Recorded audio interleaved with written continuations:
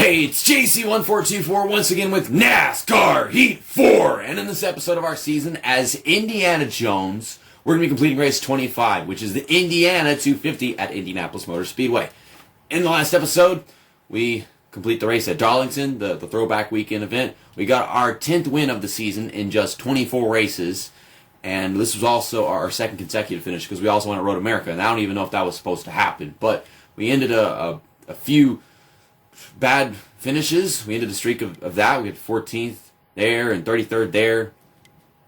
And I don't think we really had any bad finishes before that. But yes, I like Indianapolis in these NASCAR Heat games.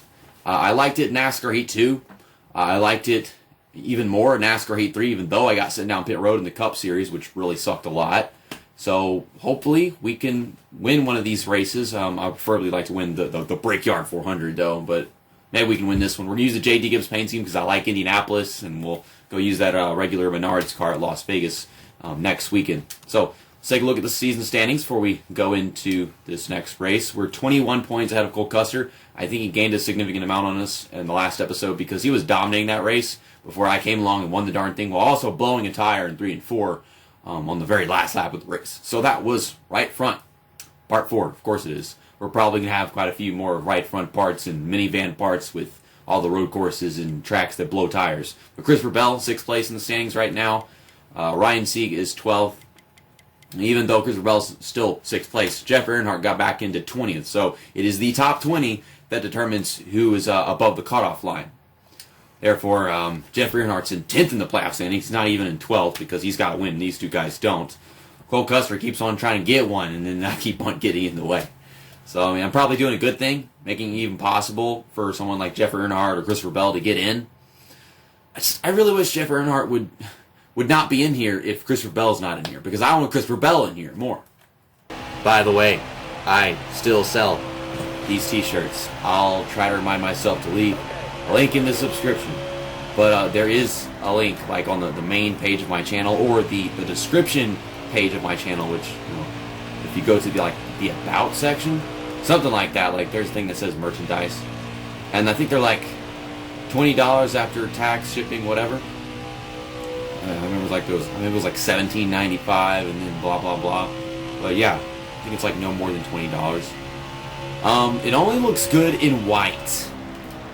That's racist, but for whatever reason, like they put a box around it, even though it was a PNG, you know, like a backgroundless image. I don't know. But to be honest, I mean, I can't imagine any other color that would look good with my logo and my profile picture than white, just because of all the colors that are already in it. Maybe like gray, but once again, it's just there's this white box around it, so it has to be white. If you buy any other color, it's not going to look right, okay? But once again, you know, you got the numbers and my screen name, profile picture. Gosh, I love having this shirt, but colors seem to be fading out of it rather quickly. It took a couple years, but now the colors are starting to really go away. Cole Custer on the pole, Jeff Earnhardt in 2nd. That is interesting.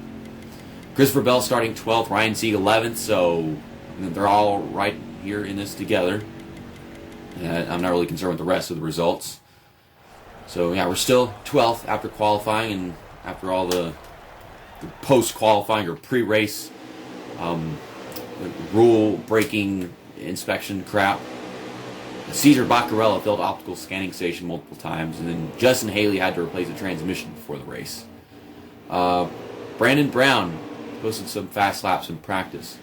Okay, so does that mean I'm going to have to deal with Brandon Brown this race? Brandon versus Brandon show?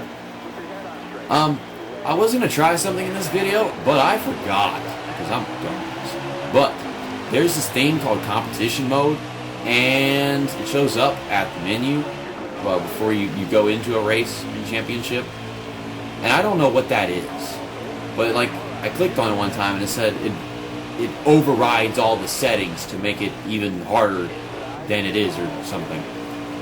That sounds scary, but given how easy this season has been so far, don't knock it until you try it. And I was like, let's try it. Call it the episode competition mode, but I guess not. Let off because we're coming from the inside. It's like Tyler Reddick let off even more than me. We're not shooting it into the wall. I'm going to block this guy behind me. Whoever that is. Is that Brandon Brown? Yeah, it's Brandon Brown. So he ran some fast laps in practice and He ran fast laps in practice and he's right up here, so that makes sense. And I guess we're supposed to expect him to be on the move. Up to 4th place.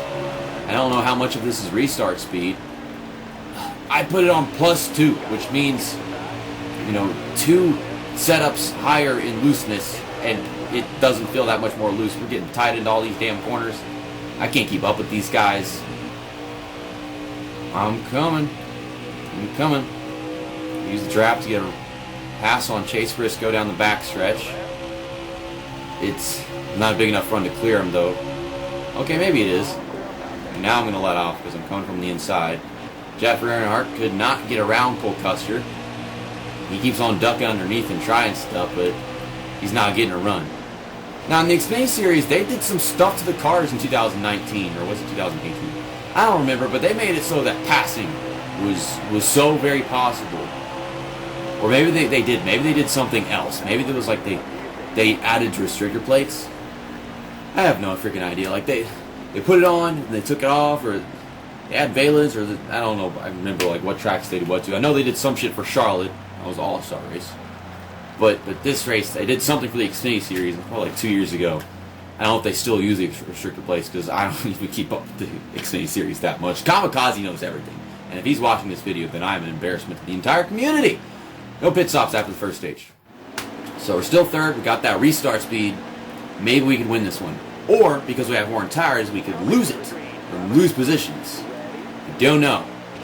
Because towards the end of stage 2, this season has had a reputation of them falling off right then and there. They wait a while. But, I mean, we got a 2-lap stage. So I got restart speed, but I ain't got nowhere to take it.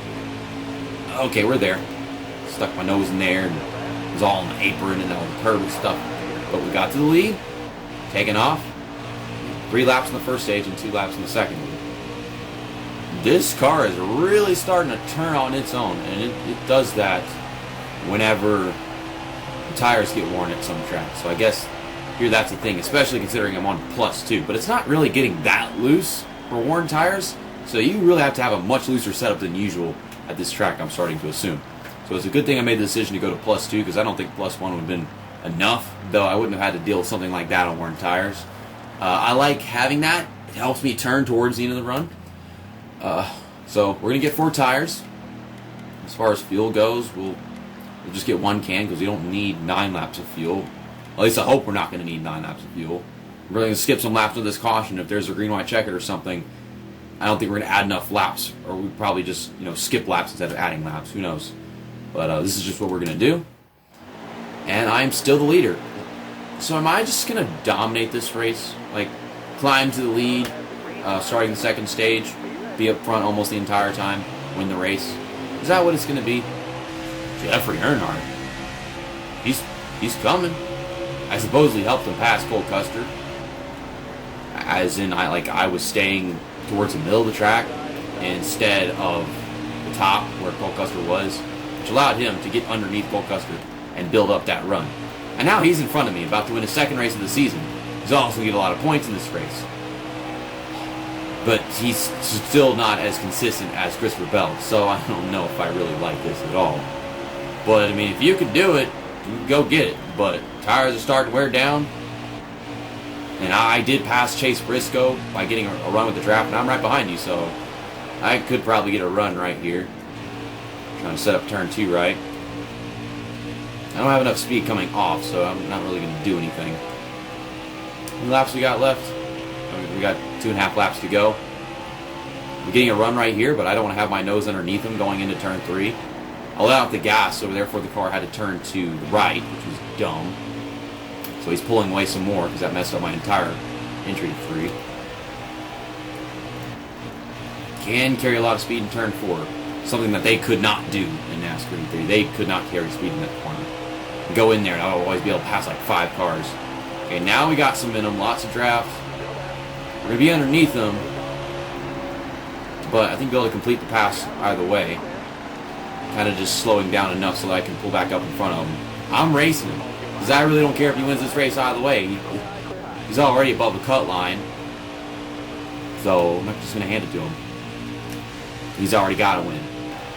Well, that last lap, them tires, they started acting weird. Like, I was just constantly sideways every turn. A little low on fuel because we only got enough to make it to the end of the race. But our third consecutive win of the season. I don't want to do a burnout. I don't feel like I've accomplished anything.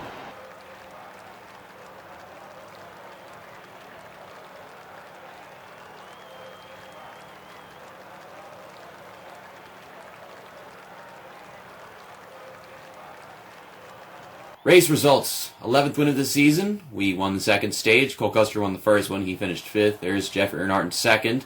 Christopher Bell finished 8th. I expected a lot more from him than that, but that's been the entire season, and he just hasn't done anything. He was so good in NASCAR Heat 3, and he was so good in NASCAR Heat 2. At least I think he was really good in NASCAR Heat 2. I don't know. But Ryan Seek, 18th. I mean, he could have done a lot better. I don't know what happened to him, because he started like 11th or 10th, something like that. What about DNS? We got any of that stuff? No. We are now 26 points ahead of Cole Custer, I think that is. And we were 21 before we did that race, so just a 5-point gain, although it looks completely different whenever I have over 1,000 and then everyone behind me is still in the 900 section. Christopher Bell, still 6th. Ryan Seek, still 12th. And Jeffrey Earnhardt, he goes from 20th to 17th. So I think he's trying to confirm he's going to be in the playoffs. So, Christopher Bell, unless you win the next race, you're not in. You're not in. And Christopher Bell won, then Jeff Earnhardt would make it too, because he's got to win and he's above the cutoff line, as opposed to Tyler Reddick and Cole Custer, who are 2nd and 3rd in the standings. So, I can imagine how much they don't want Christopher Bell to win a race. I mean, if you look right here, yeah, Cole Custer, Tyler Reddick down at the bottom with no wins. I mean, you think it's a shocker that Christopher Bell can't win, but it can be so consistent. Look at these guys. Good God. They're just walking on eggshells. It's a miracle that their feet aren't bleeding right now. I have no idea what I just said. But next up, race 26, the final race before the playoffs begin. The Rhino Pro Truck Outfitters 300 at Las Vegas. Don't really care for Las Vegas that much, but we're going to use the Menards scheme for that reason. 11th win of the season in 25 races. And you see, race 25, race 24, and race 23. 3 wins in a row. I don't think we've ever done that before. Because we had 2 wins in a row. And we had 2 wins in a row at the very beginning of the season right here. Yeah, we won race 2 and 3. And we got 2 wins in a row like maybe 3 times. And then finally we've gotten 3 wins in a row. And I think that's the furthest I'm ever going to go. Unless I can somehow win Las Vegas. See you next time. That's that. And episode over.